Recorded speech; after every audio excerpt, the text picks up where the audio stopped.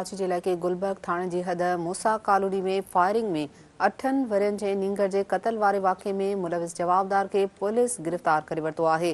Police मूजिब गिरफ़्तार जवाबदार फारूक जे कब्ज़े मां हथियार बहत कयो वियो आहे। वधीक कार्रवाई कई पई वञे।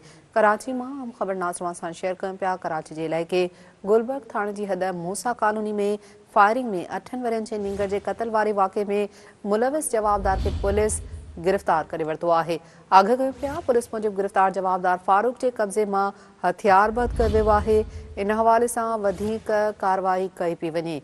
ब्रेकिंग न्यूज़ आहे, अपडेट कंदा हलूं। कराची जे इलाइक़े गुलबर्ग थाणे जी हद मूसा कॉलोनी में फायरिंग में 8 वरियनि जे नींगर जे क़त्ल वारे वाक़े में मुलविस जवाबदार खे पुलिस गिरफ़्तार करे वरितो आहे। पुलिस मूजिब गिरफ़्तार जवाबदार फारूक जे कब्ज़े मां हथियार बहत कयो वियो। वधीक कार्रवाई कई पई वञे।